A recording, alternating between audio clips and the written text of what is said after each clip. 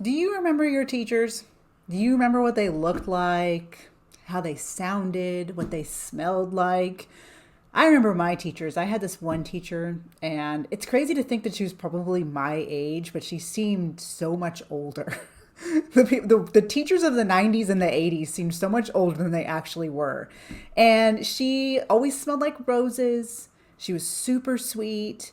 She always had like kind of low cut tops. I could always see her cleavage, which was kind of annoying. Like you're looking, I mean, I wasn't, it was distracting. That's what I'll say. It was distracting. I always, she'd come and like bend over and all of a sudden you'd see like your teacher's cleavage and you're just like, anyways, well, I want you to erase the images of teachers that you remember when you were a child, because that is not who's teaching our kids today.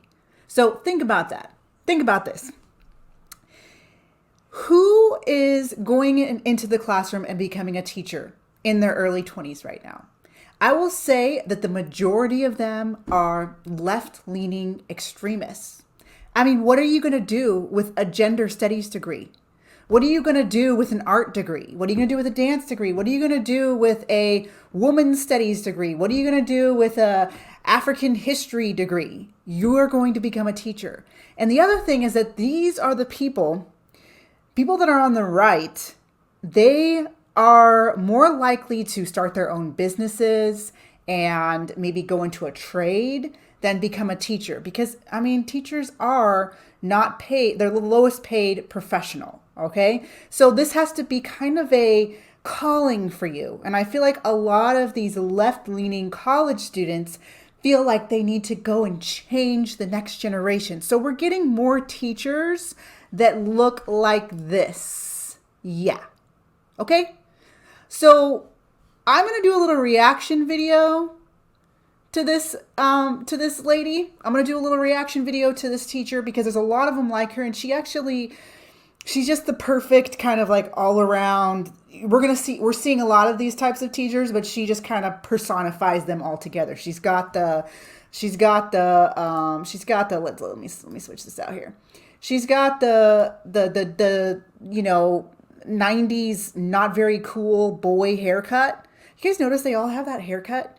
It's like there was like the cool kids in the 90s, the cool boys, and then there was the boys that were trying to be cool and they had that looking haircut. So, yeah, so they have that haircut. They usually have the glasses, pale, no makeup, just you stand next to them, and I don't care what woman you are going to look better than them. Maybe that's why I make these videos, because they, enhance the way I look. Anyways, so there's this new generation of teachers coming into our schools. They are usually under 40. And I have witnessed it as a former public school teacher of 15 years.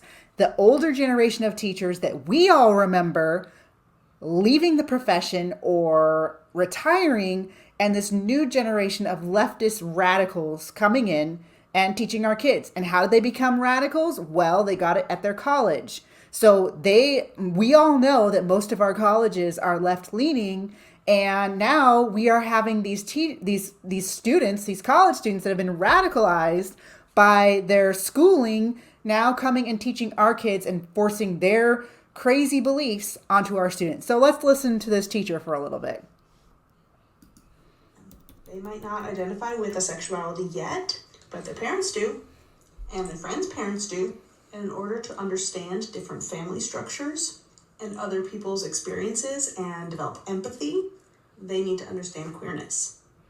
Preschoolers are exposed to sex. Okay, let's stop right there. Have you noticed that the rainbow people have really embraced, or at least the left-leaning rainbow people have really embraced the term queer? So the term queer used to be kind of derogatory. You didn't like, it was meant to me like, that person's strange, like that person's different. Well, now the left-leaning LGBTQ community plus community, they have embraced the term queer, and they basically want to normalize that queerness. So that means that you are different, that you don't follow the construct of heterosexual marriage and the gender binary, right? That's all normie stuff. And we want to make sure that kids are knowing about queer and that that's actually the real normal, is that we're all this weird, strange, we all have these strange tendencies and let's just embrace them because we're queer. All right, let's hear more of what this teacher has to say. Every day. Just look at literally any Disney movie where there is heterosexual kissing. It is normal. Okay, they also make this argument that because children see heterosexual kissing in a Disney movie, now they need to see homosexual kissing in a Disney movie because that is, we need to be more inclusive and we need to make sure we are exposing our kids to all types of kissing.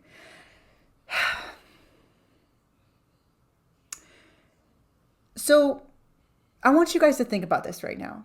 They are trying to normalize homosexual relationships for children. And I want you to think about when you were a child, the first time you saw two girls kissing or two boys kissing. I can remember I saw it in a video store. And I had never even really thought of it before because I think our natural gut, our natural instinct as human beings, as you can even see it in the animal kingdom, is male and female.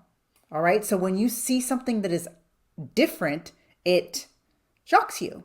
And I remember seeing two girls kissing I think I was about 8 years old, and they were like full on making out inside of a video store. And I will never forget it. I will never forget it because it just shocked me as a child. So what they're trying to do is desensitize children to these things. And there's a reason why they're always pushing the drag queens on children instead of like a butch looking, I don't know what she identifies as. I'm guessing she's probably non-binary. That's like the new cool one, right? There's a reason why they're always pushing the colorful drag queens because that's more enticing for a child. I mean, think about the toy aisle when you were a kid. The toy aisle was like the coolest aisle ever, right? I remember going into Thrifties or Rite Aid, now it's called Rite Aid, and like I wanted to go straight to the toy aisle because all of the other aisles were boring. We wanted the bright, colorful, exciting, right? And so there's a reason why they're always pushing drag queens on children because they're the bright, colorful, exciting part of that community. To talk to kids about straight relationships and straight couples and nuclear heterosexual families. So why should queerness and queer families and queer sexuality be any different? So here's the false premise on this. They're saying, oh, we talk to children about heterosexual relationships. And this is a preschool teacher. Again, she's a preschool teacher. So why don't we talk to children about homosexual relationships? I don't talk to my students. As a former public school teacher, I don't talk with them about heterosexual relationships.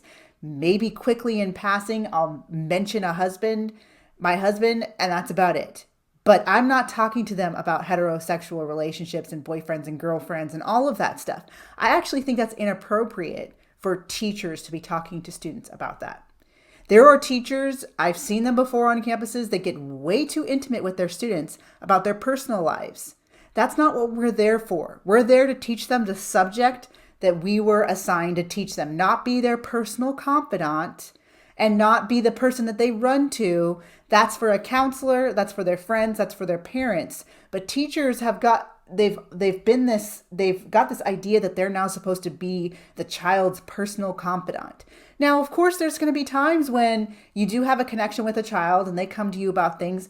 But if it's about, a relationship they have with a boy or a relationship that they have with a girl or their sexuality, that is not appropriate to be having that conversation with your students. So this premise that teachers are out there talking about heterosexual relationships all the time with their kids, so therefore now we need to talk to them about homosexual relationships, is false.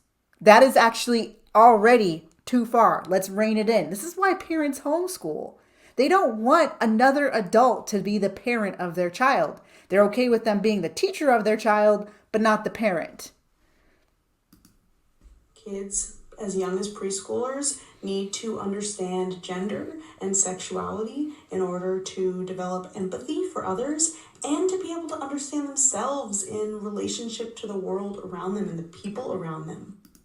So cool. Yeah, we need to make sure preschoolers understand gender, but what type of gender is she into? Let me guess. It's the gender spectrum, right? Not the gender binary, the two genders. They need to understand that there's multiple genders and that you can maybe have an outward body, but on the inside you feel differently. I didn't share with you guys the beginning of this, but I'm going to go ahead and go back. And children's performer, creator, writer. You might know me from my web series Queer Kid Stuff, where I talk about gender and sexuality stuff for all ages with a preschool audience in mind. Right there already. Gender and sexuality discussions should not be done with teachers, period, in preschool. Ever, ever. Just no. Just don't do it. Preschool television, do a lot of stuff in early childhood ed. The short answer to this question is that we need to talk to preschoolers about sexuality and gender because any later is too late. The long answer to this is that Okay, I'm just about done with her. I don't need any more of this, any more of her face. But anyways, so they're saying it's too late if you don't do it in preschool. Can we think about all of us adults and the adults before us who went to school and did not have these conversations in their school with their teachers and how they turned out? Is it too late to not have these conversations? Are we really going to do a bunch of damage to our children if we're not discussing gender ideology and queerness with them? Or maybe this stuff is actually driving our kids nuts and they're turning out worse than ever, more psychologically unstable than ever. And let's not forget that we're seeing more and more students identify as LGBTQ+++. I think it's like 40% now for Gen Z. When it's you can't tell me that these ideas are getting implanted into their mind. And let's not and we have to be careful about all of this because of course, we will get cited for hate speech if we're, talking about it. But you know what?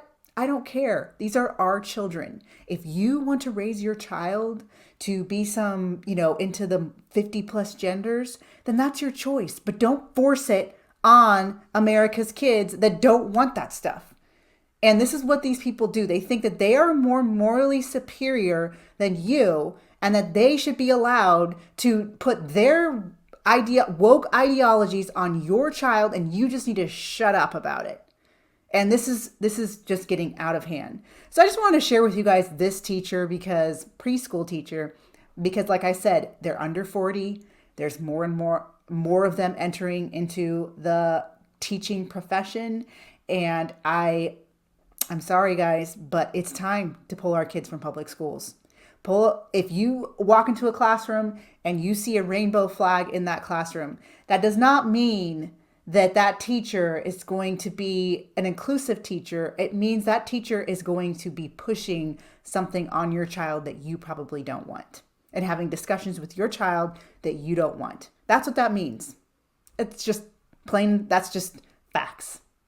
So that's what I got for you today. Make sure you subscribe if you like uncensored, honest truth from a former public school teacher of 15 years. And don't forget to check out my school at thinkexodus.org. If you're thinking about pulling your child from public school, I'm here to support you. I'm here to help you because, yeah.